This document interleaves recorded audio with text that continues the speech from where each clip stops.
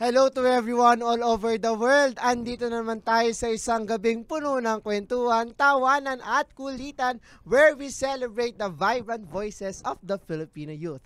Ito pa rin ang Ganito Kasi Yan Specials. Powered by Anima Podcast.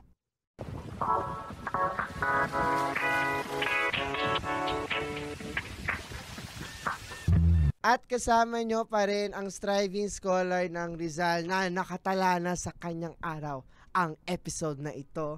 Ako lang to, si Lance Arevada. At ako pa rin ng yung podcaster by day kami Atinista by night na ngayon ko lang nalaman ang tala-arawan pala is diary. Ay, kala ko kalendaryo. Huh?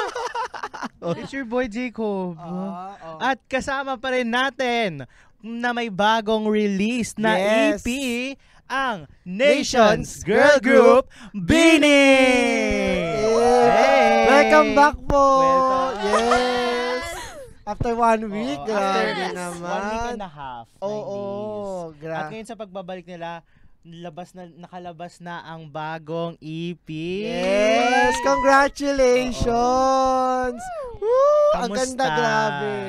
Narinig niyo? Oo, ang ganda. Sample. Exciting. Exciting. Yes.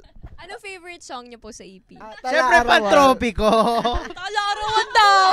Kalarawan Malay daw! natin may title doon.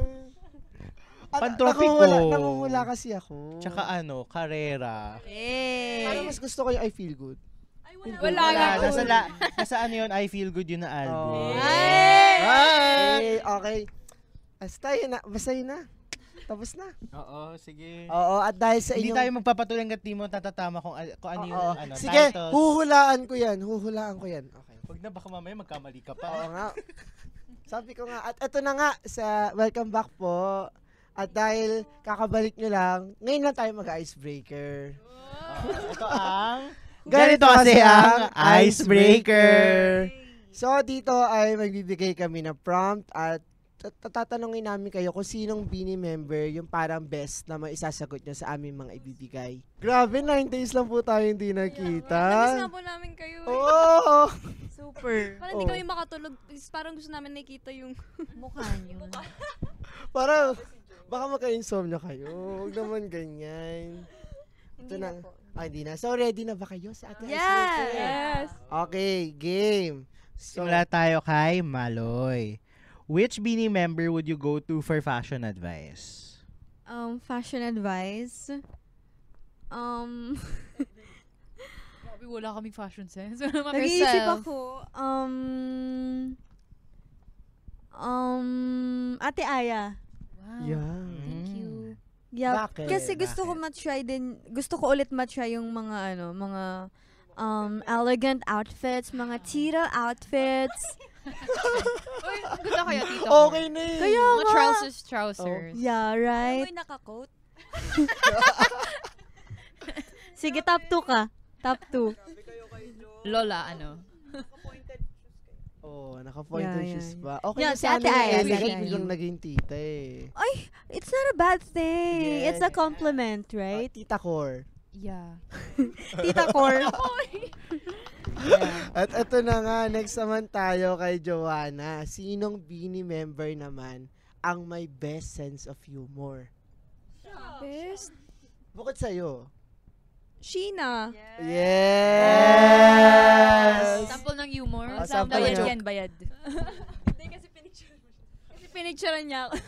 Hindi si Sheena, wala lang. Parang, tsaka lahat na lumalabas po na BINI core sa Twitter, sa kanya po lahat galing yun. Ay, oo nga. Sa kanya galing na siya nag-edit? Oo, siya mismo Sabi nag-edit. nag-upload? Yes! I promote BINI. Yeah! BINI promoter. Oo nga, no. Okay, next. Oo. Ngayon naman si Sheena, sakto, wawa. Oo nga. Oo.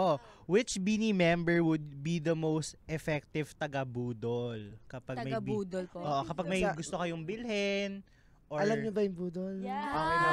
Taga-budol si Ate Aya. Ako ba? Siya lagi nag-i-invite sa amin na mag-mall, kung saan man pumunta, ganyan. Or bumili ng... Tama ba? Tama, di ba? Tama, Ate Budol to Aya. do stuff together. Yeah, yun, buy stuff. Oo, Okay. ganun. Yes. Ano yung usual mong strategy, Aya, pag ibubudol mo sila? Siguro Siguro yung mga testaments na, ay, ang ganda nito kasi Oo, na-try ganun ko siya. to. Ganun. Oo, maganda Feeling ko mas to. maganda pag bilhin mo to. Ganun, siguro. Ayun. At pag kayo naman, usually, nabubudol din naman kayo. Pag nabubudol siya. Depende. Depende. O, nanlilibro din ba Pag si malaki Aya? yung gastos, hindi po. Sa mga online shopping apps naman, kunwari nagsasan kayo ng link, nabubudol mo din sila. Kami lahat, nag-iikutan Actually, lahat. lahat nag-ikot, Senda. Kunwari si Joanna nakita yung pouch ko. Ate, kulit, isend mo nga sa akin yung link. Yun. Pero hindi ko pa na-send. Oh. Isisend ko Hindi ngayon. yung Ganun lashes. kami. Ay, yung lashes Oh. din. Oo. Oh, grabe naman. Nagsasenda ng link. May ano ba yan? May mga code ba yan? Mga Sheena 10. Oo, may mga ganun eh. Sana in the future po. Sana Kunin naman. kami. Naniniwala kami na ang B sa Bini ay budol. Yes. Yes. At eto naman, Mika. So, sinong Bini member yung makakagawa ng parang best impression of the fellow members? Yung mga magagaya mo talaga. Which Beanie member can make the best impersonation of their fellow members? Stacy. Oo, di ba? Hindi naman sagot Oo, lagi siya. Oo nga. Kasi dapat. Oo nga eh. Sorry, I tried to help you, but it's Oh processing. yeah. Still processing. So, why did you sorry. say that it's Stacy? Kami naman, I can speak Tagalog naman. I think it's Stacy because she just likes to copy people. Like, nang trip lang talaga siya out of nowhere. As in. Sige nga, Tugon. Stacy. Pero, ina-exaggerate niya kasi kaya nakakatawa. Okay, Go. Stacy. Paano, Stacy? Si Ate Aya muna. Sarili na. Kaalala. Oh, Mika. Masyado mabagal, wala mabilis. Si Mika.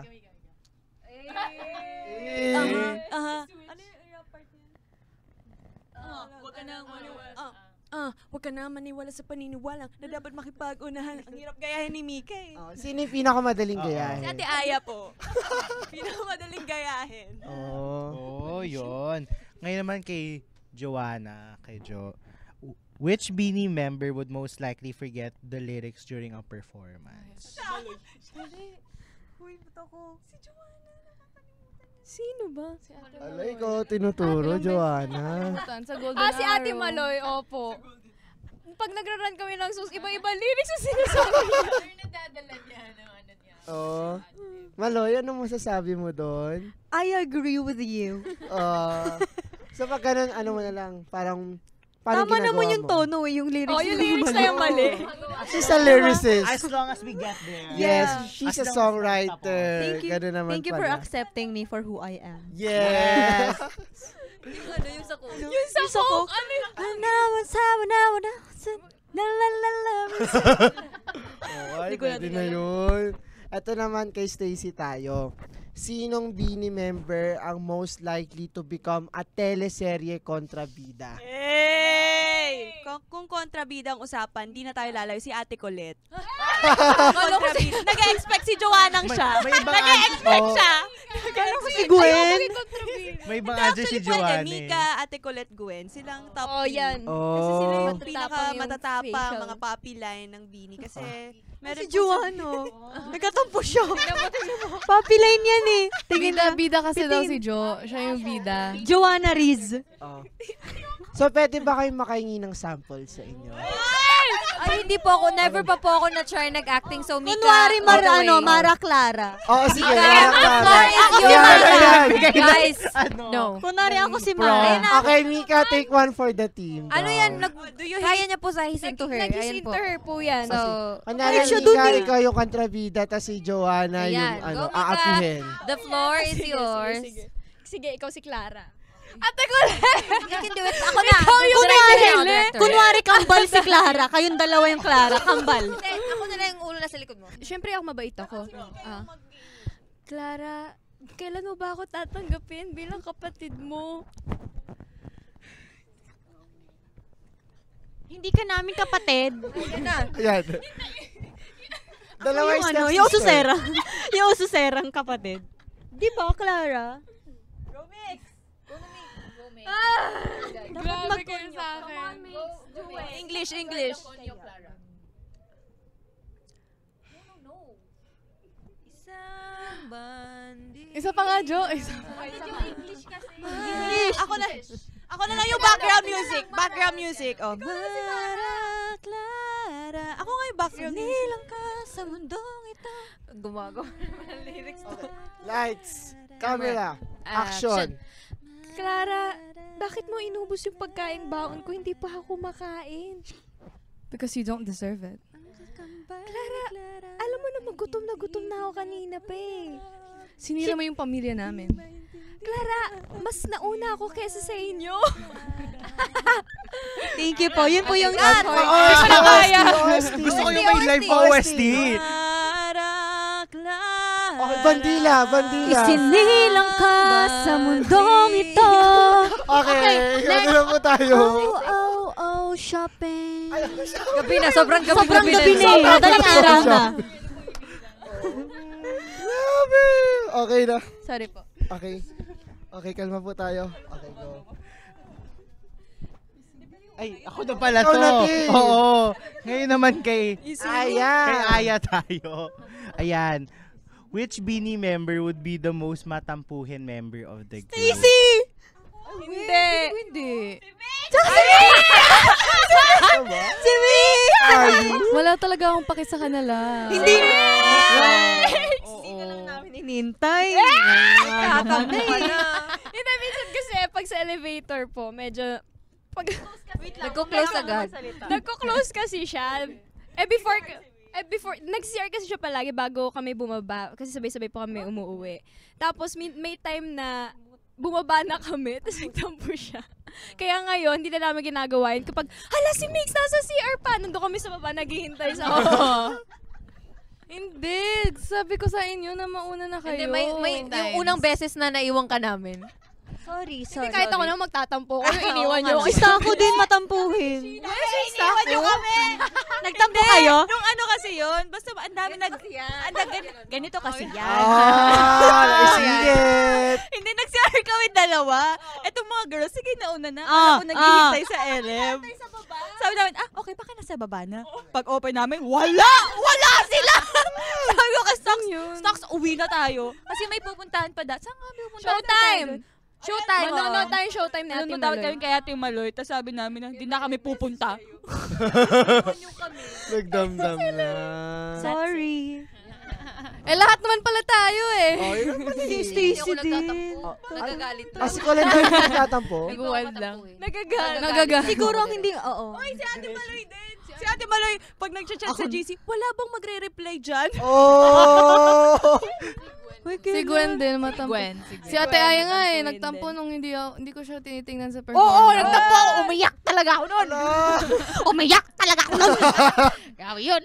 Okay, Di it's a naman tie. tampo, pero parang ano lang, overthink. Lo, Overthink. ganun. Oo. Okay. In conclusion, it's a tie. Okay, last question, Colette. So, sinong Beanie member yung kadalasang nanlilibre? Yung nalilate, si Aya po. Ah, Kasi if hindi late, yung sa hindi out late. of will. Ako. Si Maloy.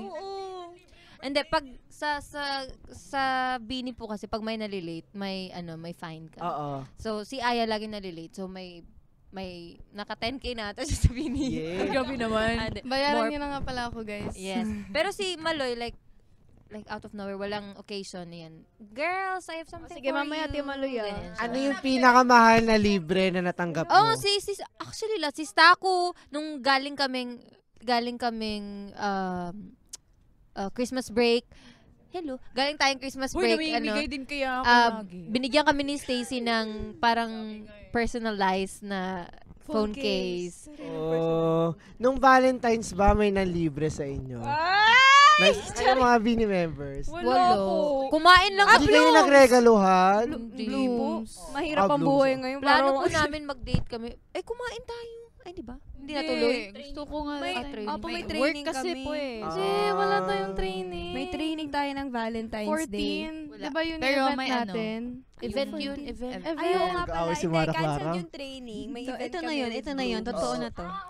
Ito yung nasa sa tapat ng EBS. Yes. Yung may Yes. pailaw. Pailaw. Yeah. Oo, ang ganda nun. Thank Yes. you. Oo. Si Joanna talaga nag-open. Ikaw talaga. Inisa-isa ko yung mga bintana. Kaya pa nag-elevator. Nagagdan. Kaya nagtampuhan sa elevator dahil hindi pala na naisama ang iba.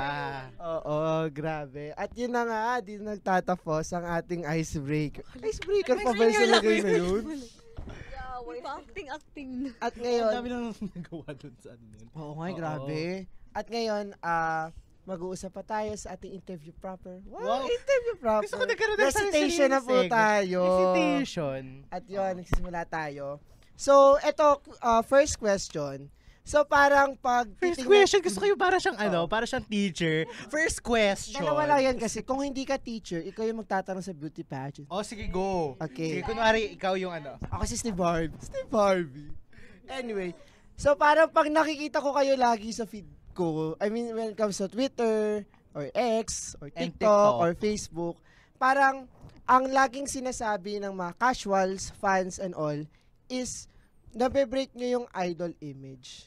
So, kayo, parang ato talaga laging sinasabi, ang unserious nyo daw. Ako kasi like sa humor, sa actions, anong masasabi nyo na gano'n yung nagiging perception sa inyo as a group? Like, unserious na parang nakakatawa, like out of the usual, but in a good way. Their perception is true. Yun kami Kung siguro dati kasi katulad ng sinasabi ni Jo before na parang may kailangan kaming i-build na image. Okay, ganito tayo, prim and proper. Kailangan we are perfect in every ways. Kung hindi man perfect, pero dapat we're excellent. Kailangan plakado sa lahat. Pero nung ipinakita namin kung sino talaga kami, I think mas doon kami minahal ng tao. So, tinutuloy lang namin yung authentic selves namin. So, mga kalokohan and being unserious, but with responsibility and knowing our limitations and Tsaka being pag, aware. Pag, alam niyo po yung, kunwari, parang dapat ganito ka talaga. Parang iniisip mo na, behave ka sa lahat ng bagay. Hindi mo talaga siya masusustain. So, mas maganda na as natural self lang namin. Tsaka, parang, dun ka kasi talaga makikita at mamahalin ng mga tao. Kasi, ako, sa sobrang mabilis ako, nag-observe lang talaga ako. Mapapansin mo talaga yung taong wala sa self nila, nagpapanggap, parang ganun. Tsaka ito talaga advice ko, hindi talaga siya nasusustain. So, yun. Tsaka, lahat ng nakikita nyo kabaliwan sa Bini, parang, mas malala pa siya talaga. Wala pa yun. Promise. Pero like, even if like, ganun yung binaview sa inyo, do you see it as a more of an advantage or like plus one sa inyo as a group? Like, ayun yung parang unique selling point. Feeling ko kasi like, nung kakastart pa lang namin as a group, it was hard to find our own identity. So, kaya feeling ko later on, dun pa lumabas yung kakulitan namin, mostly sila, kasi yun talaga yung mga personality nila. And we didn't have to feel as if we had to be a certain way na. And that's why siguro, mas dumami yung blooms namin, mas na-appreciate pa yung ugali namin and how we just don't really care and we just have fun, ganun. Kahit maging pangit kami, sa harap ng camera, wala kaming pakialam. And with that naman, grabe din naman ang pagmahal din sa inyo ng taong bayan, ng casuals, ng blooms, at ng mga bagong fans ng Bini. At isa na rin dito, ang Pantropiko, yung isa sa naging bridge talaga sa paglaganap and proliferate. Ano yung virus? Paglaganap ng Bini.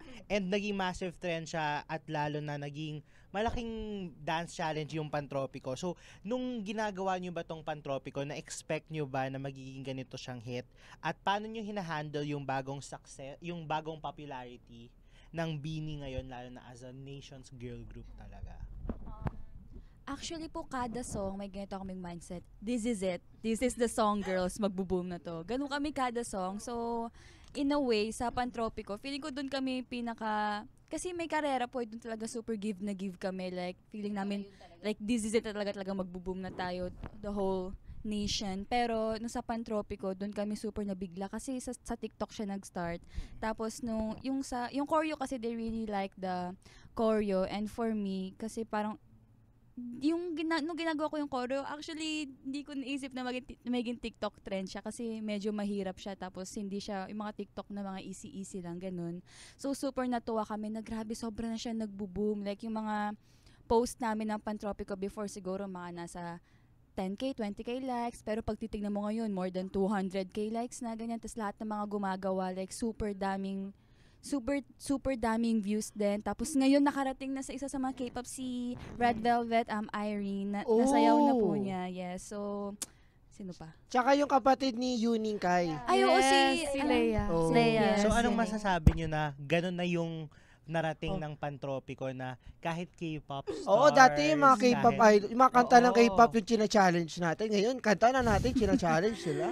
Ay, pati actually sa Nana na nagawa na po ng ibang K-pop. Pero syempre ngayon, it hits different kasi mga idol po namin yung gumagawa. Tapos grabe yung success ng Pantropico. So syempre it's worth it yung hirap namin, especially nga sa buong EP na to in general. Grabe yung pagka-focus namin dito. So we hope na tong success ng Pantropico magdire-diretso siya all throughout our EP songs. And yun din, nasabi mo, Sheena, na yung parang mindset nyo sa kada bagong release nyo ay this is it. Sa ito bang Tala-Arawan, ganito din yung mindset nyo dito. Yes, this is it. Oo. Manifestation works. Sana po. Oo, kung ano mang makanta yan. This is it. This is it. Pero with that mindset, Na-release na. Na-release na. Ay, yeah, na-release na. Na-release na. Sorry, nag-aaral Na-release ako. na. Oo nga. Oo. Baka nakatulugan mo kagabi. Oo nga. Oo.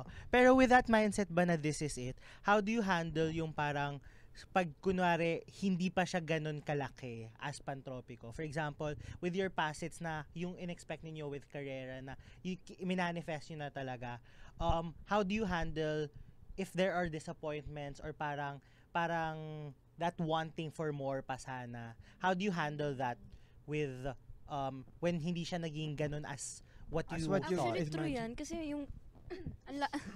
May sabit? Ang taas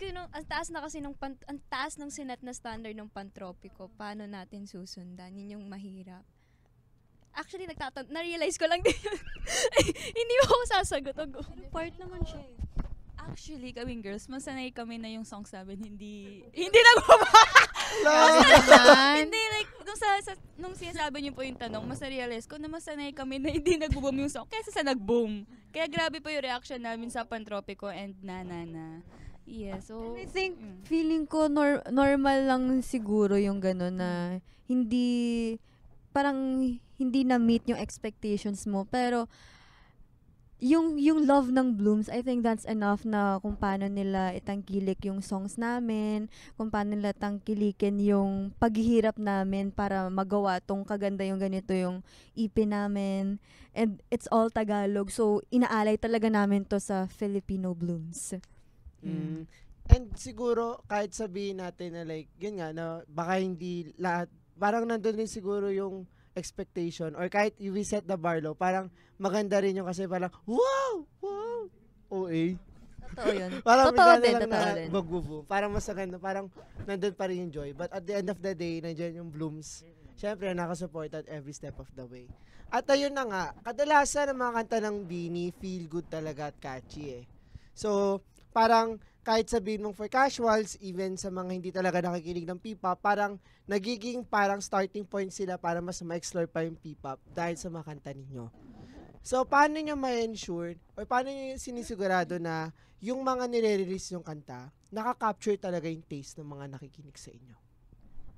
Hindi po namin na-make sure at all. Feeling ko it's more like we go with what sound works best with us. Like yung bubblegum pop and pati rin yung wag muna tayong umuwi. Kasi I feel like it's a big hit sa mga, like sa tao yung sad songs. And siguro gusto rin namin mag-explore in the future. Pero for now, we want to milk it and we want everyone to appreciate the Tagalog language, the music, and the P-pop in general. Pero given nga din na na-mention ninyo na parang it took you a while then to find your sound, ano yung naging journey ninyo to reaching it now? Paano yung naging process na Para ninyo dito tayo sa bubblegum pop. Oo, na eto yung nag-work with Beanie. Bago po namin nahanap yung sound namin, yung nanana, grabe po. Parang before kami mag-release ng album or EP, may, anong tawag dyan? May album listening session po kami. So, lahat ng mga nagpapasa ng songs, pinapakinggan po namin lahat isa-isa, and then pinipili po namin kung anong mga gusto namin, and then naabot po kami sa point na parang, anong tawag dyan? Mga na-shortlist na namin. Until itong EP na to, ito yung sobrang hands-on talaga kami na lahat talaga pinili namin itong mga kantang to. Yung Salamin, yung Salamin talaga ako favorite ko talaga siya. Ewan ko lang sa inyo, favorite ko din siya. Pero mas favorite ko din yung Ang Huling Chacha. So basta, itong mga kantang to, sobrang, out of siguro mga 15 to 20 songs na pakinggan namin, ito talaga yung mga sobrang ganda, nag-stand out talaga. So yeah, maganda siya. Malakas po ang faith namin sa mga songs na to. So, kayo naman, ano yung mga favorite yung track sa Tala-Arawan? Ako na. Ako po yung Ang Huling Chacha. Feeling ko wag natin sama yung Karera tas Oo, Pantropiko. wag Okay. isama yun. Ako, Salamin. Yun. Ay, sorry. Ako, dyan ka lang. Ako, Diyan ka lang. Diyan ka lang. Kayo? Ako, hindi ko binoboto to before, pero nung mastered na, Ang Huling Chacha po. Ako rin ang huling chacha. Me, dyan ka lang. Ang ganda nga nung Huling Chacha. Oo, ang ganda. Ang ganda. Sample. Favorite line. Pag Waka. Alvin mo pala yun. Oo, Lance, ano ba? At ito naman. Sige na. Oo. At yun na nga. Ngayon naman, na pag-usapan na natin yung parang paghahanap ninyo ng sound and the process of it all. Ngayon naman, bilang 8 din kayo in the group, how do you ensure na even if group kayo, you maintain your individuality na showcase nyo pa rin yan even if you're part of a group? Feeling ko yung yung pagiging kami lang na yung mga iba-ibang humor namin, iba-iba naming gusto, yung mga personalities namin, not just as a person, but how we dress, yung parang nakakip pa rin namin yung sense of individuality po namin. Even if na a lot of times, kailangan talaga namin in sync as one, look the same, not naman entirely the same, pero yung parang cohesive, ganun po. So, yun nakakatulong po, and feeling ko din actually, napansin ko po, ever since we lived individually na po, parang dun din namin parang nagkaka-freedom kami na pwede pala din na kahit group ka, you still have your own life, and dapat ganun din siya, na nagagawa pa rin namin kung ano yung gusto namin, and hindi lang yung mga finifeed ng management na okay, eto, dapat ganito, ganyan, ito yung life mo, ito yung timeline, ganun po. At ngayon magtutungo naman tayo sa Tala-Arawan. Bilang nabigyan na natin ng glimpse kanina yung conversation about your newest EP. So, ano yung inspiration sa likod ng Tala-Arawan? Or ano din yung theme na talagang pinanghahawakan niyo sa buong EP? Actually, isang malaking part po si Ate Aika dito. Ate Aika Villanueva, our visual director. Actually, dapat sa damit siya sa styling, pero ang laki nung kinontribute niya dito sa EP na to. Siya yung nag-isip nung Tala-Arawan na word. Tapos, yung Tala-Arawan, kasi in English diary po, and gusto namin maiparating sa Blooms na para kaming diary nila na pwede nilang sabihan ng kung ano, pwede silang mag-rant sa amin. Kasi gano'n naman kami ngayon sa kanila. Binabarda nga kami ng Blooms namin. Yun po, yung EP kasi na to, hindi lang siya basta nilagay namin yung mga songs doon. May story siya. Parang nandun from Karera to our 6th song na Karera, Pantropiko, Salamin, Ang Huling Chacha, Dyan Ka Lang, Nana, Nandito Lang. Journey siya, hindi siya basta, sige bagay ito sa concept, lagay natin yan. Hindi siya ganun. So, parang siya, response sa mga hinaing ng Bloom. So, yun yung response namin sa mga sinasabi nila sa amin. Yeah, yung songs na yun. Kumbaga, parang pag diary, di ba lahat nandun yung emotions mo. So, yun yung reply namin. All about friends, Love, about love, family. So, parang ito yung masasandalan ng Blooms. Mhm. Yes. Tama. Ito yung sagot sa tanong kung bakit ka. Ito yung sagot. Ito yung sagot. And with that, were there any specific lessons naman or realizations na natutunan ninyo or na-realize ninyo in the process of making this album, especially as a group, or what's something you found out about yourself? Ako po, ang natutunan ko pong lesson nung habang sa journey po namin ng pagbuo ng album na to, majority wins talaga. So kahit ako, may isa akong gusto na hindi na sali, okay lang as long as okay sa ibang girls, ibang members. Kasi at the end of the day, parang kami-kami lang din naman yung makakaalam kung ano yung magpapa-boom sa amin, papasikat sa song, sa Bini. Kaya yun po yung natutunan ko kasi syempre, inaamin ko may mga gusto akong mga ibang songs pero hindi Dito na ka pa pasali. umamin. Ganun. pero okay lang kasi after namin nabuo yung song, parang na-realize ko na parang perfect talaga siya.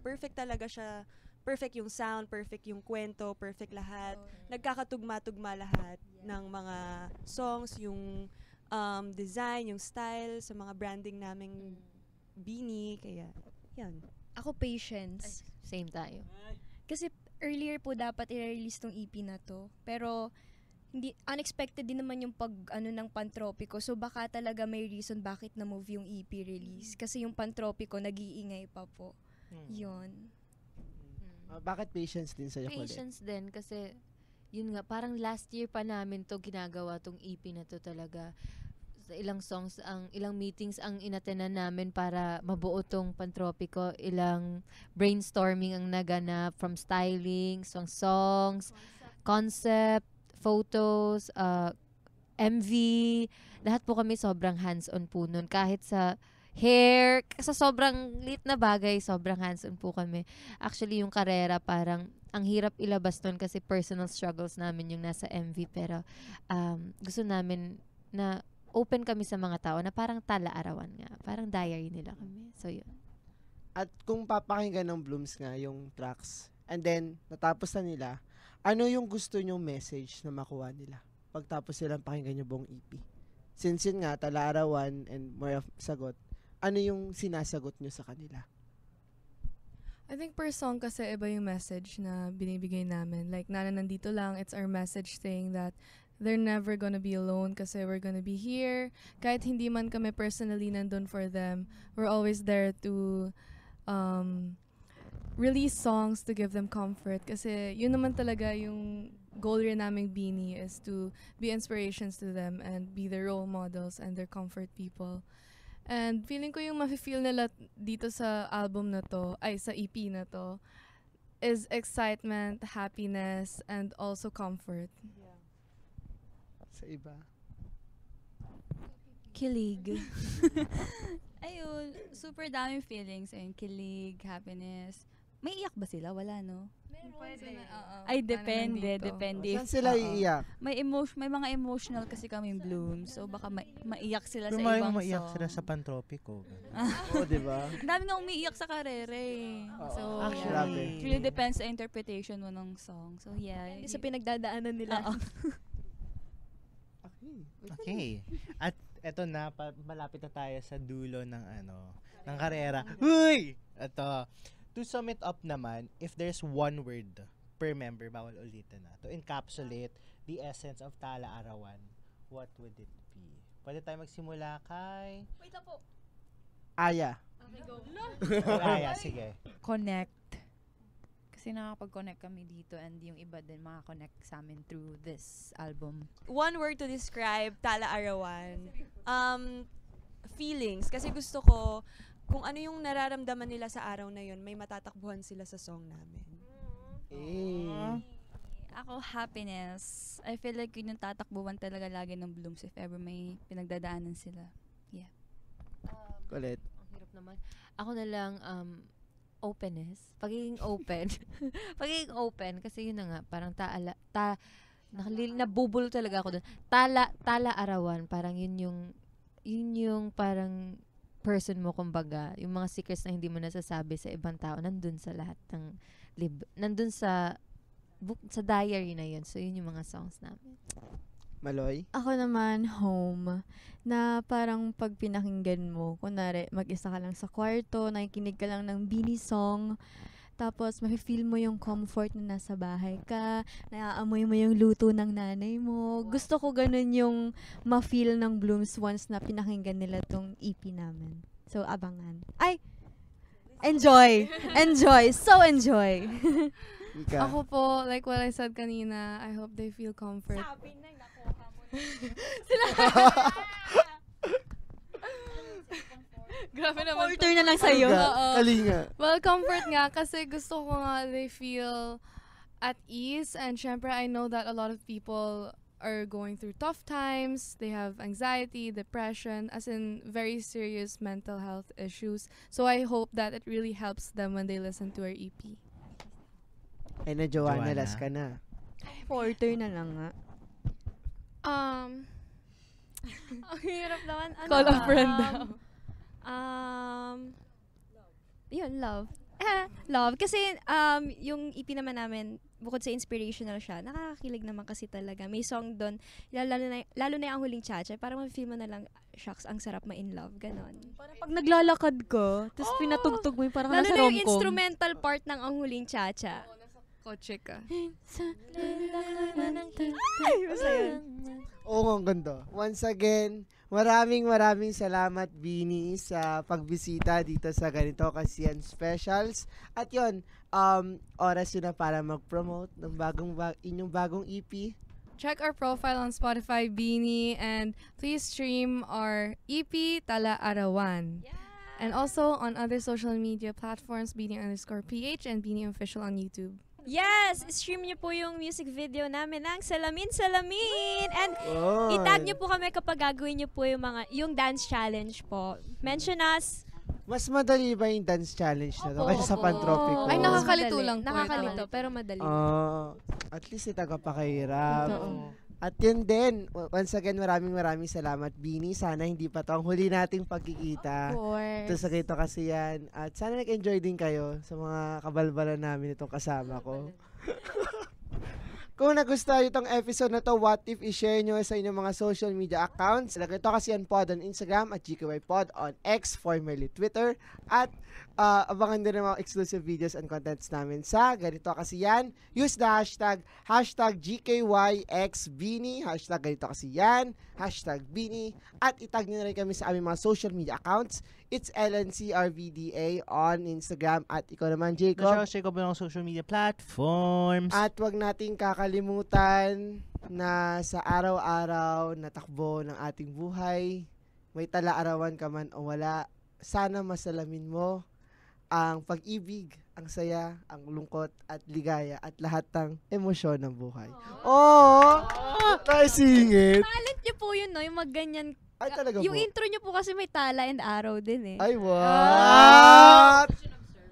Yes, thank you so much po. At once again, to ang Ganito Kasiyan.